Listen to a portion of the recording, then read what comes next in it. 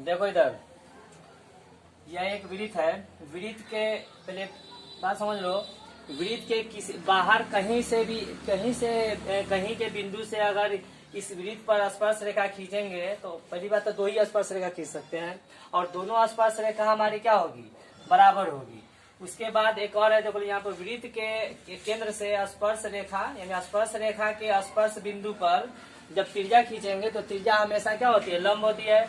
उसी प्रकार इधर से भी वृत्त के केंद्र से स्पर्श रेखा के स्पर्श बिंदु पर त्रिज्या खींचेंगे तो त्रिज्या हमेशा लंब होती है। उसके बाद इतना करने के बाद यहाँ पर हमको एक बन रहा है चतुर्भुज का नाम है OAPB, एक चतुर्भुज बना। और इस चतुर्भुज का भी एक गुण है इसमें कि चतुर्भुज के आमने सामने के दोनों कोणों का जोड़ कितना होगा, 180 डिग्री होगा। जैसे मान लो कि यहाँ पर है कोण OAP प्लस OBP, कोण OBP ये 180 डिग्री होगा। ऐसे भी देख लो, यहाँ पर 90 डिग्री बन रहा है तो ये 90 डिग्री हुआ, ये भी 90 डिग्री हुआ, और दोनों का जोड़ 180 डिग्री के बराबर हो गया। उसी प्रकार इधर से भी आमने सामने के कोणों का जोड़ कितना हो जाएगा, 180 डिग्री। जैसे मान लो कि कोण AOB प्लस APB, कोण APB, इसके भी कोणों का जोड़ 180 डिग्री हो जाएगा। उसके बाद ये तो हुआ। उसके बाद O से P को मिलाना है, O से P को मिलाना है। और यहाँ पर पहली बात, यहाँ पर जब 90 डिग्री बन आती है, जैसे O से P को मिलाएंगे तो यहाँ पर बनेगा एक समकोण त्रिभुज। उसके बाद ये दोनों समकोण त्रिभुज सर्वांगसम होंगे।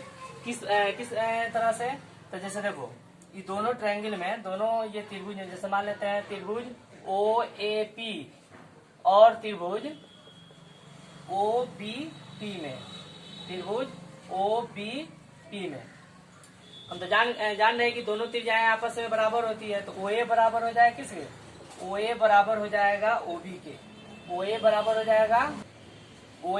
हो जाएगा OB के। उसी प्रकार ये स्पर्श रेखा तो अभी हम जान चुके हैं कि पहले ही से बराबर है, यानी AP बराबर हो जाएगा PB।